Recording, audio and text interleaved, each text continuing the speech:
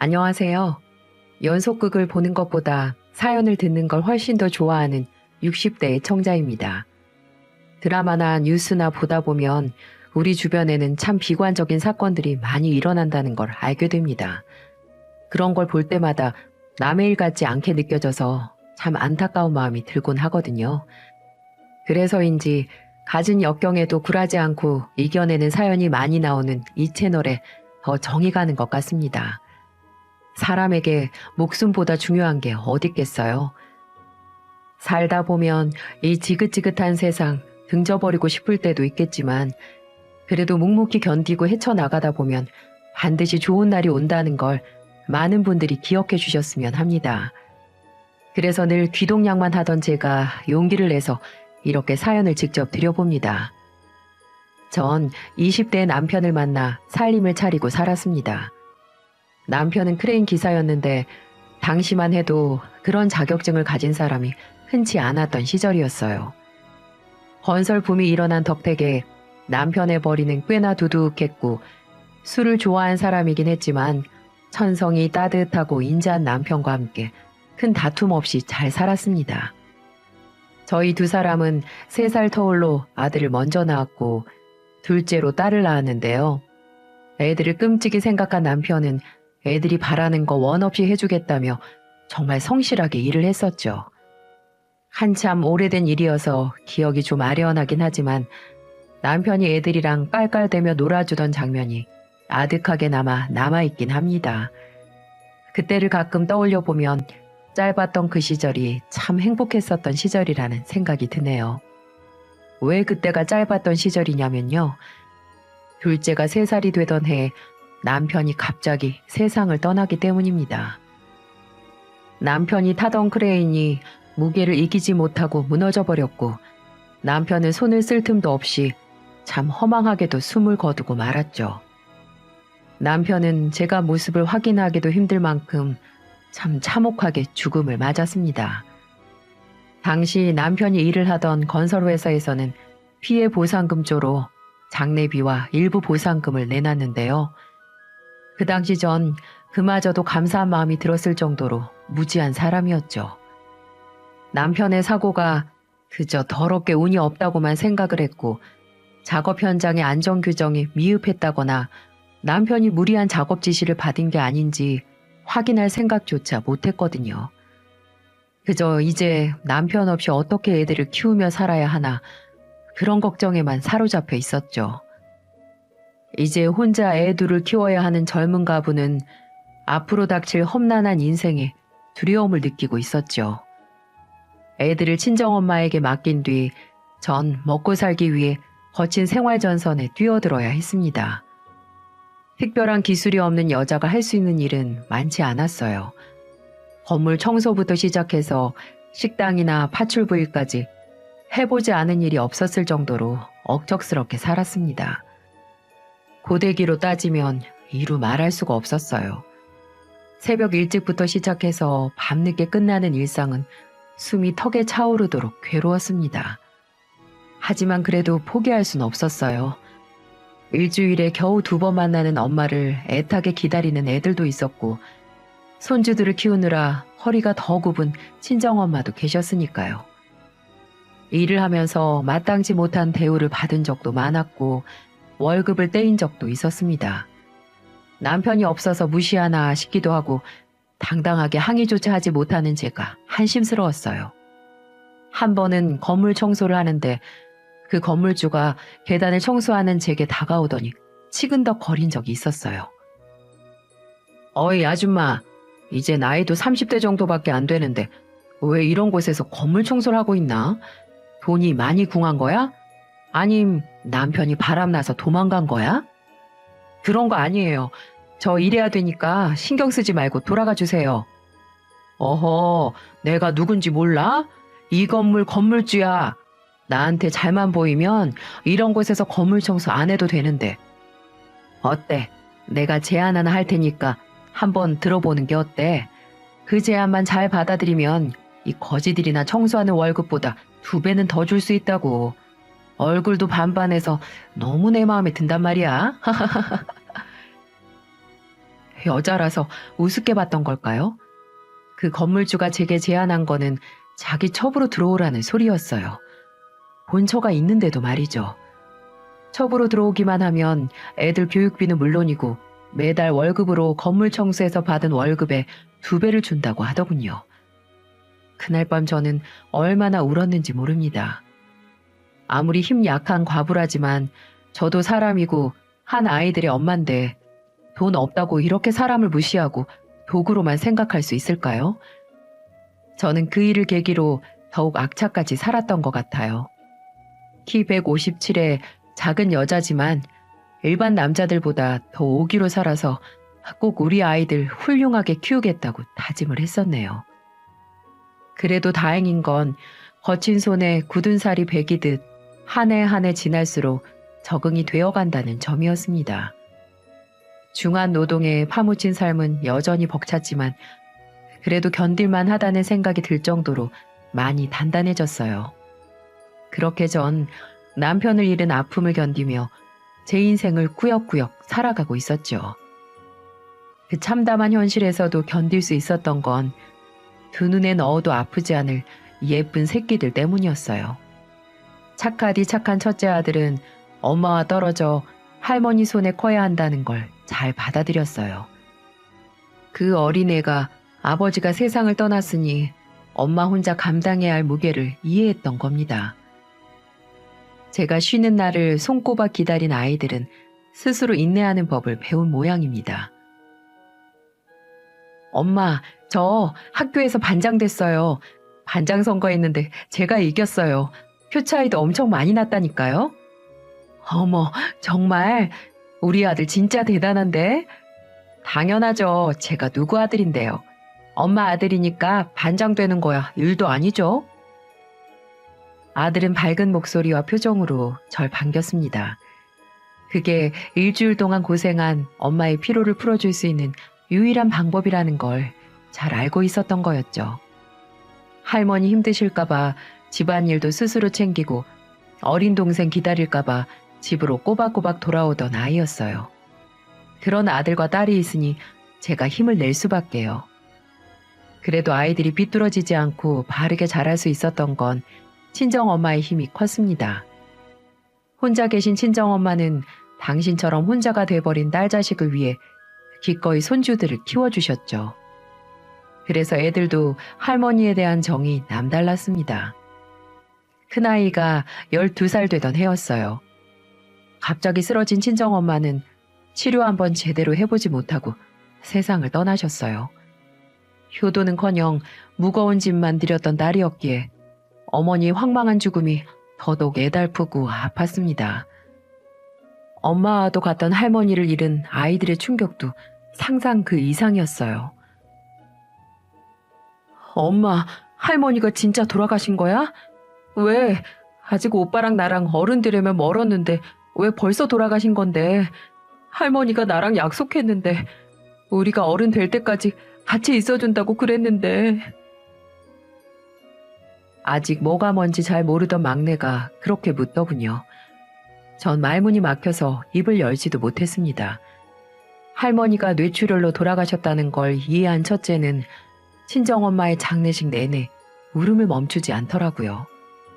그만큼 아이들에게 할머니는 커다란 존재였습니다. 이젠 아이들을 제가 돌보면서 살아야 했어요. 다행히 일찍 철이 든 첫째 아들 덕분에 큰 어려움은 없었습니다. 그렇게 세월은 바람처럼 빨리 지나갔고 아이들은 고맙게도 바르게 자라주었어요. 첫째애는 연세대를 졸업하고 대기업에 입사를 했고요.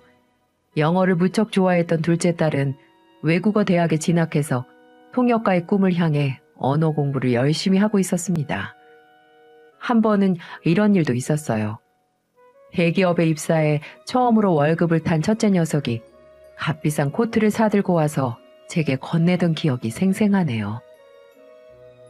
엄마, 이거 첫 월급 선물이에요. 예쁜 코트 한 벌 없던 게 늘 마음에 걸렸거든요. 그래서 이번에 제가 큰 마음 먹고 한번 질렀습니다. 아유, 이 비싼 걸 왜 샀어? 회사 다니는 네가 더 필요한 게 많았을 텐데. 회사 다니는데 필요한 게 뭐가 있어요? 회사에서 꼬박꼬박 밥 주죠. 함께 일하시는 분들도 잘 챙겨주는데요, 뭐. 엄마, 그리고 이것도 받으세요. 이건 또 뭐니? 제가 난생 처음으로 만든 신용카드예요. 대기업 다닌다고 한도도 빵빵해요. 엄마 가지고 계시다가 필요할 때 쓰시라고요. 저 이제 돈 많이 버니까 걱정 말고 쓰셔도 돼요. 아니야, 내가 무슨 신용카드가 필요하니. 나 이런 거 필요 없어. 이런 건 젊은 네가 써야지. 제 것도 있어요, 엄마. 예전부터 제가 돈 벌면 제 이름으로 된 신용카드를 엄마에게 선물해 주는 게 꿈이었어요. 그러니까 받아두세요. 아들은 억지로 제게 봉투를 안깁니다. 아들이 건넨 봉투에는 편지 한 통과 신용카드 한 장이 들어있었죠. 편지에는 그동안 고생한 엄마에게 주는 아들의 속마음이 오롯이 담겨 있었습니다. 엄마, 어렸을 때 아빠가 돌아가셨을 땐 그게 무슨 의미인 줄 잘 몰랐어요. 어렴풋한 기억을 더듬어 보면 이제 더 이상 아빠 품에 안길 수 없게 된 거구나. 그 정도만 생각했던 것 같아요. 하지만 그건 젊었을 엄마의 인생에 험난하고 힘든 역병이 기다리고 있다는 뜻이었겠죠. 저희를 할머니 집에 맡겨두신 첫날 쉴 새 없이 흘렸던 엄마의 눈물이 기억나요. 이제 그 눈물과 땀을 제가 전부 다 보상해드릴 차례예요, 엄마. 그동안 정말 수고 많으셨습니다. 엄마 덕분에 저와 동생이 이렇게 잘 성장할 수 있었어요. 진심으로 감사드려요.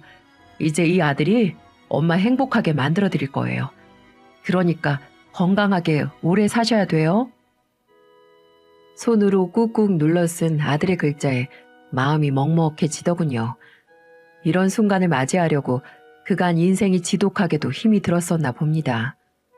아들의 선물에 막내딸이 입을 삐죽 내밀며 제 오빠에게 한마디를 하더군요. 오빠, 하나밖에 없는 동생한텐 아무것도 없는 거야?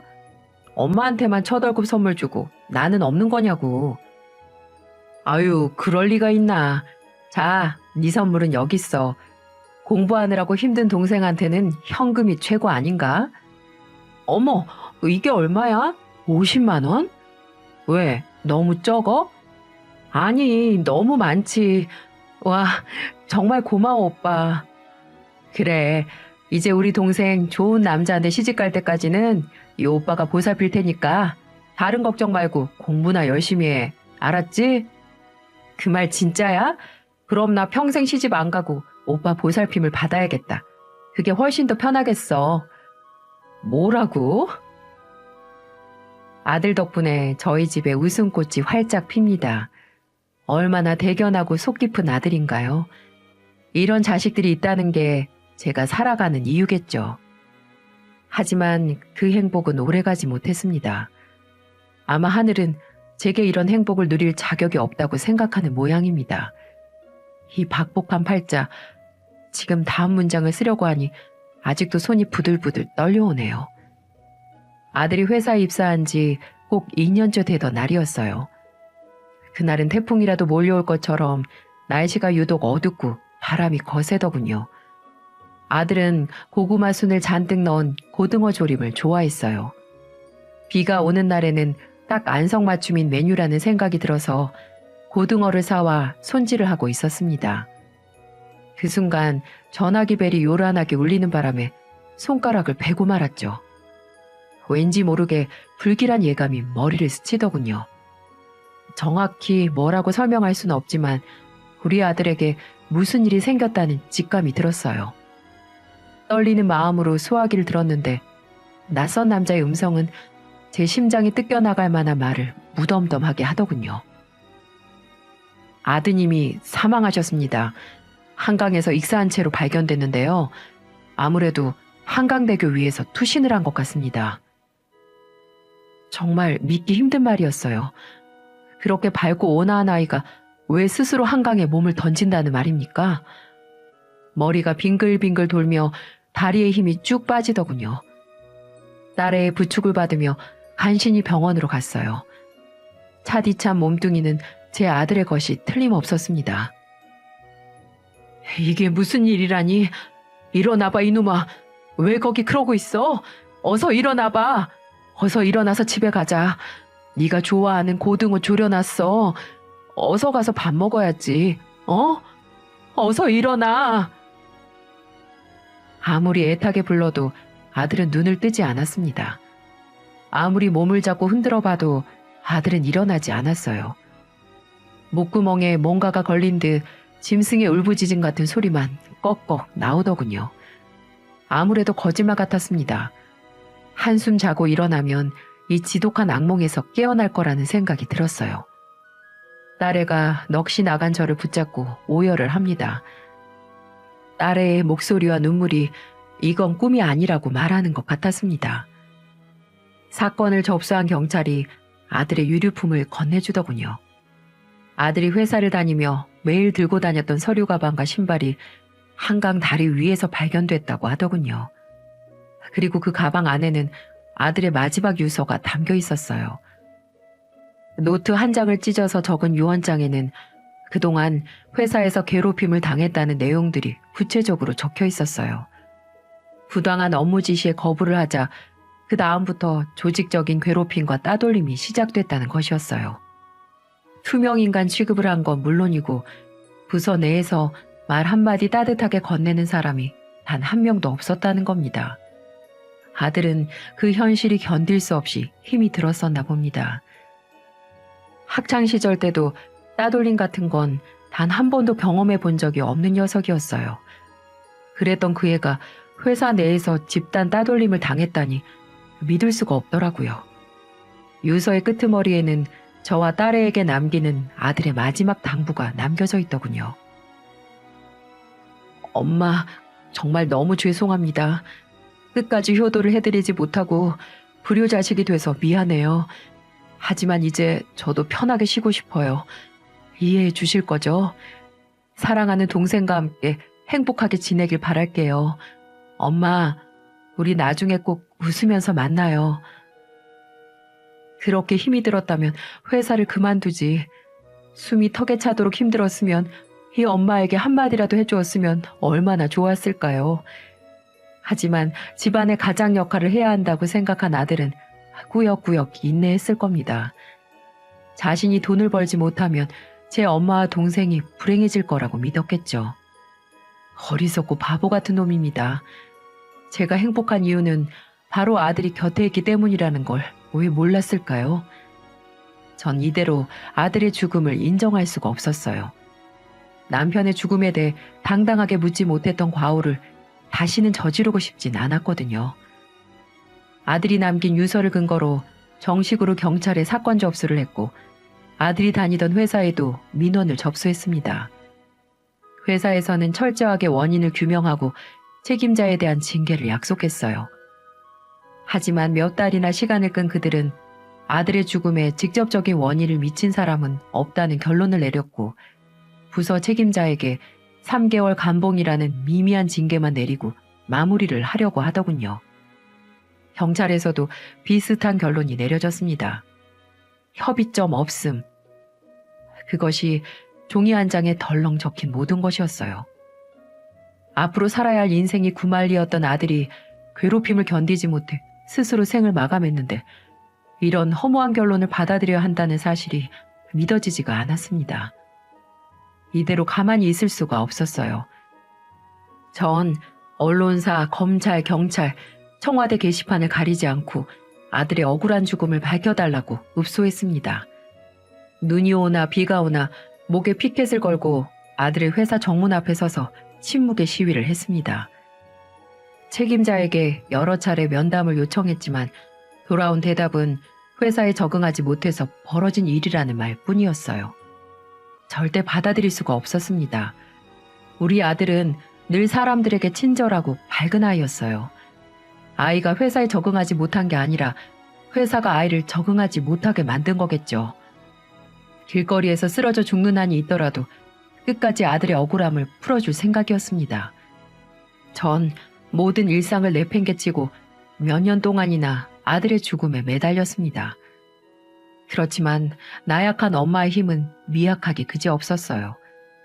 처음엔 관심을 가졌던 언론에서도 더 이상 제 목소리에 귀를 기울이지 않았고요.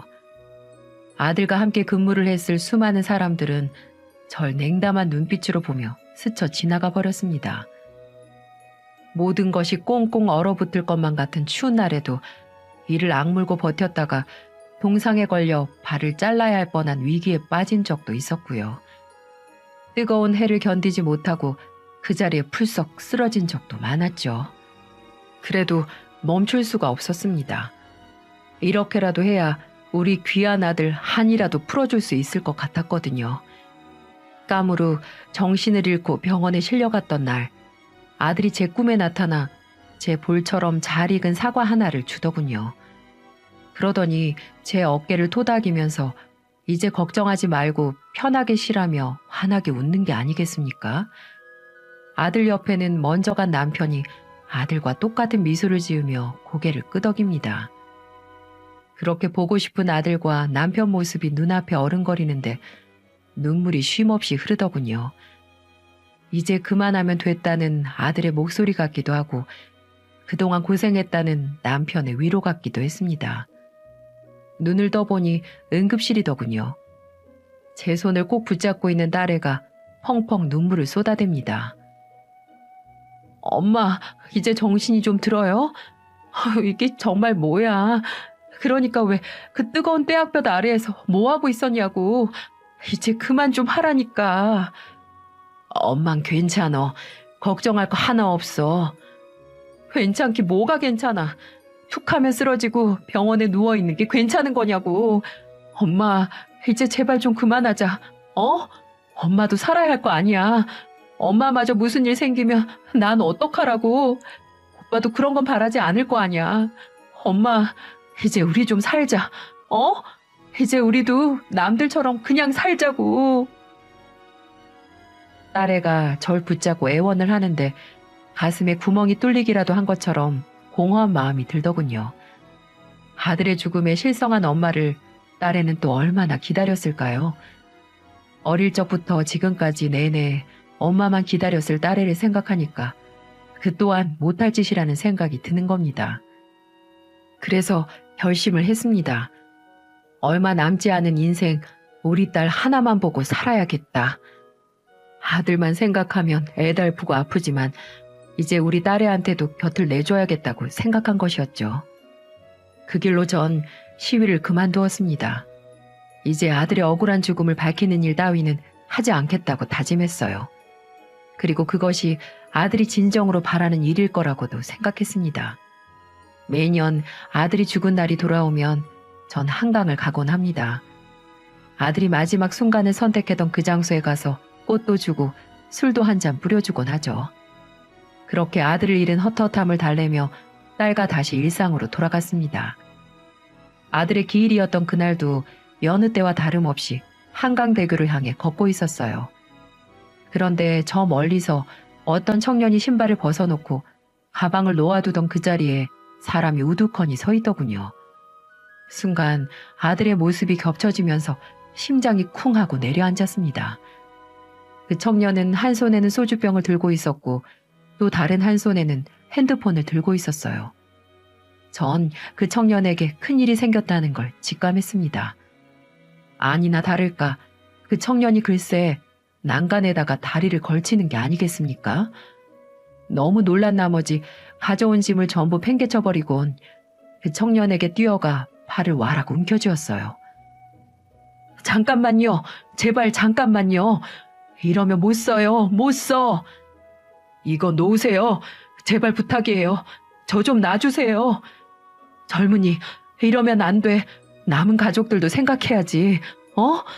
무슨 일인지는 모르겠지만 가족들 가슴에 대못 박으면 안 되는 거잖아. 어차피 저 기다리는 가족도 없어요. 아주머니, 저 같은 건 살아봤자 짐만 되는 존재예요. 그러니까 제가 선택할 수 있게 해주세요. 네? 짐만 되는 존재라니. 이렇게 아름답고 창창한 젊은이가 왜 짐만 되는 존재야? 아니야. 난 절대 그렇게 생각하지 않아. 숨을 쉬고 있는 것 자체만으로도 충분히 가치 있는 사람이야. 제 말에 극단적인 선택을 하려고 했던 청년이 잠시 머뭇거리더군요. 겁먹은 강아지 같은 눈빛으로 절 물끄러미 쳐다보는데 얼마나 딱하던지요. 전 그 청년에게 간곡히 부탁을 했습니다. 저 꽃 보여? 내가 먼저 간 우리 아들에게 주려고 사온 꽃이야. 그 애도 지금 젊은이처럼 스스로 차가운 물속으로 몸을 던졌어. 나 다시는 그런 일 경험하고 싶지 않아. 그러니까 날 위해서라도 제발 다시 한번 생각해. 어? 청년은 한참이나 고민을 하더니 스스로 난간 아래로 내려왔어요. 저는 가냘픈 청년의 몸을 끌어안으며 고맙다는 말과 함께 연신 등을 쓸어주었어요. 청년은 제 품 안에서 어깨를 들썩이며 울음을 터뜨리더군요. 전 그 청년이 진정되기를 기다렸다가 가까운 식당에 데리고 갔습니다. 분명 여러 끼니를 걸렀을 거예요. 비어있는 위장 속에 따뜻한 음식이 들어가면 청년의 몸에 온기가 돌아올 겁니다. 감사합니다, 아주머니. 아주머니 덕분에 살아있다는 게 어떤 의미인지 조금은 알 것 같아요. 허겁지겁 배를 채운 청년은 제게 조용히 속사정을 얘기하더군요. 얼마 전에 홀어머니가 암으로 돌아가셨어요. 저를 키우느라 고생만 하셨는데 그렇게 허무하게 세상을 떠나실 줄은 몰랐어요. 그런데요, 어머니가 피같이 모아서 제 학비하라고 남겨주신 3천만 원을 제가 어쨌는지 아세요? 멍청하게도 사기당해서 한 푼도 남김없이 모두 날려버렸어요. 저 정말 바보 같죠? 정말 죽고만 싶습니다. 하늘에 계신 엄마 생각하면 가슴이 너무 아파서 살 수가 없어요. 네, 이 청년은 홀어머니를 허망하게 잃고 전 재산을 전화로 금융사기를 당했다는 거였어요. 여러분들도 뉴스에서 많이 들어본 그런 전화 금융사기 말입니다. 사기까지 당한 청년은 벼랑 끝에 서 있는 것처럼 위태로워 보였어요. 전 고개를 가로저었습니다. 학생이 왜 멍청해? 그 돈을 사기친 놈들이 나쁜 놈들이지. 학생은 아무 잘못도 없어. 누구나 그럴 수 있어. 이 아줌마가 보증할게. 학생은 운이 좀 없었을 뿐이지 절대 죽어서는 안 되는 사람이야. 하늘에 계신 어머님도 나랑 똑같이 생각할걸? 내 말 무슨 뜻인지 알겠어? 준석이라는 이름을 가진 청년은 제 말을 깊이 생각하더니 이내 고개를 끄덕거리더군요. 네, 무슨 말씀인지 알겠습니다. 힘이 들더라도 견뎌볼게요. 아주머니가 절 안아주셨을 때 꼭 저희 엄마가 안아주신 것 같은 기분이었어요. 하늘에 계신 엄마가 저한테 절대 그러지 말라고 말씀해 주시는 것 같았어요. 그래서 감사드립니다. 제게 다시 용기를 주셔서 정말 감사드려요. 청년은 제게 깊숙이 허리를 숙이며 감사 인사를 건넸습니다. 마치 엄마가 말씀하신 것 같다는 청년의 그 말은 여운이 길게 남더군요. 청년은 절 엄마로 보았지만 전 마치 제 아들이 살아 돌아온 것 같은 기분이 들었거든요. 또 하나 놀라운 건 그 학생이 다니고 있는 대학이 제 아들이 다녔던 대학과 똑같았다는 점이었어요. 준석 학생, 정말 잘 생각했어. 내가 아무리 생각해봐도 준석 학생 어머니와 내 아들이 우리 둘을 만나게 해준 것 같아. 그러니까 다시는 이런 생각하면 안 돼. 알았지? 내가 준석 학생 힘 닿는 데까지 도울게. 그러니까 우리 한번 살아보자. 어? 청년은 제 앞에 눈물을 글썽거리더군요. 그렇게 헤어진 우리 두 사람은 그 이후로도 자주 연락을 하며 인연을 이어나갔어요. 홀로 살고 있는 원룸에 찾아가서 청소도 해주고 반찬도 챙겨 넣어주었고요. 경제적 어려움 때문에 학업을 포기하려던 순간에도 제가 도와서 공부를 계속 이어갈 수 있도록 해주었습니다. 군대를 가 있을 때도 면회를 가서 응원도 해주었고요. 어느새 우리 두 사람은 정말 아들과 엄마 사이 못지않게 잘 지냈습니다. 그러고 보면 사람 인연이라는 게 정말 신기하죠. 제대를 한 준석이는 열심히 공부를 이어갔고요. 명절 때가 되면 꼬박꼬박 찾아와서 인사를 잊지 않았습니다. 그렇게 우수한 성적으로 졸업을 했고 우리나라 세 손가락 안에 드는 회사에 연구원으로 당당히 취직도 했습니다. 이 모든 게 준석이가 한강 다리 위에서 절망을 한 지 5년 반 만에 일어난 일입니다. 그 짧은 기간 동안 준석이의 인생이 180도 달라진 셈이었죠. 준석이가 회사에 입사를 하고 첫 월급을 타오던 날, 백화점에서 코트를 사서 선물한 것도 우연이었을까요? 왜 코트를 사줄 생각을 했냐는 질문에 제가 따뜻했으면 좋겠다는 생각이 들었다고 대답하더군요. 전 가끔 준석이를 데리고 아들의 납골당에 가기도 합니다. 준석이는 엷은 미소를 짓고 있는 아들의 사진을 향해 절을 하면서 이렇게 말하더군요. 형님, 이제 어머니는 제가 잘 모실 테니까 너무 걱정 마시고 편하게 쉬고 계세요. 그리고 저 어머니한테 이제 엄마라고 부릅니다. 그러니까 너무 서운해하시면 안 돼요. 준석이는 가끔 제게 그때 엄마가 아니었다면 따뜻한 인생이 있다는 걸 모르고 죽을 뻔했다며 너스레를 떨곤 합니다. 그렇게 준석이를 아들 삼아서 알고 지낸 지가 7년쯤 되었을까요? 저에게 또 한 번 불행이 찾아오더군요. 소화도 예전 같지 않고 속쓰림도 하도 잦아서 병원에 갔는데 정밀검사가 필요하다고 하는 겁니다. 그리고 전 위암 2기라는 진단을 받고 말았죠. 의사 선생님은 말기까지 가기 전에 발견되어서 다행이고 수술로 완치할 수 있다고 말씀하셨지만 큰 병에 걸렸다는 사실은 절 우울하게 만들기에 충분했어요. 네? 위암이요? 그게 정말이에요? 안 돼요. 절대 안 돼. 제가 꼭 고쳐드릴 거예요. 그러니까 아무 걱정 마세요. 제 병 소식에 놀란 준석이는 제 손을 꼭 붙잡고 불안해하더라고요. 제 친엄마를 암으로 잃었는데 또다시 그런 아픔을 겪게 될까봐 두려운 것이었겠죠. 그래, 나 아무 걱정 안 해. 의사 선생님이 수술하면 금방 낫는다고 했어. 그러니까 너나 걱정하지 마. 그래요? 그럼 언제 수술한대요? 조금이라도 빨리 해야죠. 제가 병원에 전화를 해봐야겠어요. 제가 다 알아서 할 테니까 엄마는 가만히 계세요. 네? 준석이는 알아서 어느 병원이 괜찮은지 또 어떤 선생님이 유명한지 수술 스케줄까지 알아보며 제 일처럼 나섰습니다. 그리고 수술이 결정된 전 병원에 입원을 했고요. 준석이는 자신이 직접 병간호를 해야겠다며 회사 휴가까지 내가며 제 옆에 찰싹 달라붙어 있었습니다. 엄마, 내일 수술인데 혹시 떨려요? 아니, 하나도 안 떨리는데 우리 아들이 이렇게 옆에 있는데 떨리기는 뭐가 떨려. 그렇죠? 긴장하실 거 하나도 없어요. 제가 엄마 수술 끝나고 퇴원할 때까지 항상 곁에 있을 거니까요. 아셨죠? 그래, 준석이가 내 옆에 있으니까 얼마나 든든한지 모르겠다. 얼른 수술하고 집에 가서 맛있는 거나 해 먹자. 네, 그래요, 엄마. 정말 친아들 못지않죠? 비록 제가 배 아파서 낳은 자식은 아니었지만 준석이는 제 아들과 다름없었습니다. 큰 수술을 앞두고도 긴장이 하나도 되질 않는 걸 보니까 제가 준석이한테 의지를 많이 하고 있다는 생각이 들더군요. 수술실로 가는 길에도 종종 걸음으로 쫓아오는 준석이 얼굴을 보고 있자니 먼저 간 아들놈이 떠오르더군요. 저도 모르게 흐르는 눈물을 준석이가 아무 말 없이 닦아주었어요. 긴 잠을 자고 눈을 떴더니 준석이와 딸애가 함께 있는 모습이 보입니다. 수술이 잘 끝났다며 제게 잘 버텨줘서 고맙다는 말까지 하더군요. 수술을 마치고 회복하는 기간에도 준석이는 정말 극진하게 간호를 해주었어요.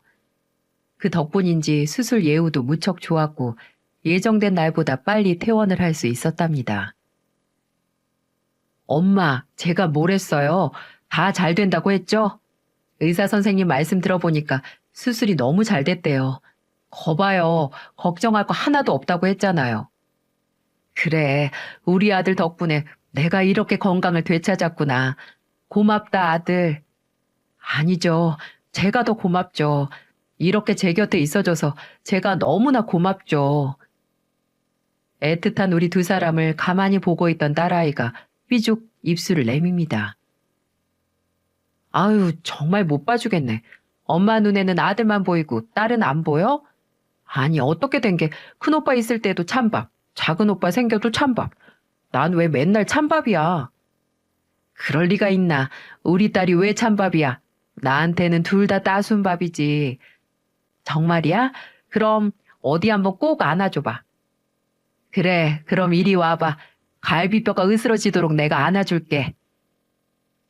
제 인생은 모진 바람만 불고 따사로운 햇살을 결코 비추지 않을 줄만 알았습니다. 하지만 그건 제 잘못된 생각이었더군요. 버티고 참고 인내하다 보니까 절대 오지 않을 것 같던 행복이 제게도 찾아왔습니다. 수술 끝나고 얼마 뒤 준석이가 딸애랑 저랑 밥을 먹자며 좋은 곳으로 데리고 가는 겁니다. 어째 두 사람의 분위기가 좀 이상하다는 생각이 들어서 고개를 갸웃거리고 있었는데요. 글쎄 이것들이 전혀 예상하지 못한 말을 하는 게 아니겠어요? 엄마, 놀라지 마시고 잘 들어야 해요. 사실 우리 두 사람 사귀고 있어요. 뭐? 너희 둘이 사귄다고? 그게 정말이야? 네, 엄마가 회복하는 중이라서 바로 말씀을 못 드렸는데요. 저 진짜 동생처럼 잘 보살피려고 했는데 그만 매력에 푹 빠져버렸지 뭐예요. 그래서 좋은 감정으로 잘 만나고 있습니다. 괜찮죠? 아유, 그럼 뭐가 어떻게 되는 거야? 준석이가 내 딸이랑 사귄다고? 어떻게 되긴요. 아들 같은 사위라고 생각하면 되죠. 뭐라고? 처음엔 그 말이 기가 막혔는데 잘 생각해보니까 준석이만한 사윗감도 없었어요. 사람 순하죠, 성실하죠, 술, 담배 안 하죠. 직장도 대기업 연구원이죠. 무엇보다도 제게 엄청 잘하지 않습니까? 두 사람이 좋아서 결혼을 한다면 제가 반대할 이유가 하나도 없었어요. 그렇게 전 두 사람을 결혼시켰는데요. 두 사람은 결혼을 하자마자 저와 합가를 하자고 하더군요. 처음에는 강하게 반대를 했지만 이미 두 사람이 결혼 전부터 합의를 했다며 고집을 피워대는 겁니다. 그래서 이젠 아들이 아니라 아들 같은 사위가 된 준석이와 잘 살고 있습니다. 딸에는 제게 귀한 손자까지도 안겨주었고요. 전 요새 귀여운 손자 녀석 보는 재미에 푹 빠져 살고 있답니다. 한강 다리 위에서 준석이를 만난 지 거의 10년이 다 되어가네요. 절망에 허우적대던 두 사람이 이렇게 인연이 되어서 사위로 함께 살 줄 누가 알았겠습니까? 어젯밤에는 오랜만에 딸애와 단둘이 맥주 한 잔씩을 마셨거든요. 그런데 딸애가 새삼 이렇게 말을 하는 겁니다. 엄마, 난 가끔 이런 생각도 든다. 큰오빠 영혼이 준석 오빠한테 깃든 게 아닐까 하는 생각 말이야. 잘 생각해봐. 엄마가 한강다리에서 준석 오빠 만난 것도 그렇고 준석 오빠가 엄마한테 코트를 사준 것도 그렇고 그리고 무엇보다 이름도 참 비슷하잖아. 먼저 간 큰오빠 이름은 김준성, 지금 우리 오빠 이름은 김준석. 그치? 그럴지도 모르겠습니다. 먼저 간 큰애가 저와 딸을 지키려고 준석이로 나타난 건지도 모르겠어요. 여러분, 사람 인연은 예고 없이 찾아온다고 하죠. 남편 죽고 사랑하는 아들 죽어서 하늘에서 저를 버렸다고 생각했는데 아직은 버리지 않았나 봅니다. 제게 이렇게 멋진 사위이자 아들을 보내주셨으니까요. 어젯밤에 우리 사위 준석이 생일이라고 용돈 하라고 몰래 지갑에 5만 원 2장을 넣어주려고 하는데 정말 깜짝 놀랄 사진을 보고 말았어요. 저는 분명 준석이에게 제 증명사진을 준 적이 없었는데 제 증명사진을 지갑에 넣어놓고 다니는 겁니다. 그래서 물어봤더니 집 이사하면서 발견했다고 하네요. 그래서 왜 지갑에 넣어놓고 다니냐고 물어봤더니 엄마를 영원히 제 품속에 간직하고 싶어서요. 라고 말하는 게 아니겠어요? 이 늙은이 주책맞게 또 폭풍 오열을 합니다. 제게 이렇게도 감동을 주는 우리 사위에게 얼마나 감동받은지 모르겠네요. 그래서 요즘 너무 행복합니다. 이렇게 살다 죽어도 여한이 없을 정도로 말이죠. 어쨌든 중요한 건 이제 우리 식구는 어떤 불행이 와도 꿋꿋하게 이겨낼 거라는 사실입니다. 겨울이 지나면 따뜻한 봄이 오듯 혹시 불행한 일을 겪고 계신 분들이 있다면 잘 이겨내시라고 말씀드리고 싶네요. 인생에는 시린 겨울날만 있는 게 아니라 훈훈한 봄날도 반드시 찾아오니까요. 제 사연은 여기까지입니다. 제 사연을 보신 분들 사위가 계시다면 안부 전화라도 해보는 게 어떨지 싶습니다. 사위도 자식이나 마찬가지니까요. 모두들 행복하시고요. 제 긴 사연 지금까지 들어주셔서 정말 고맙습니다.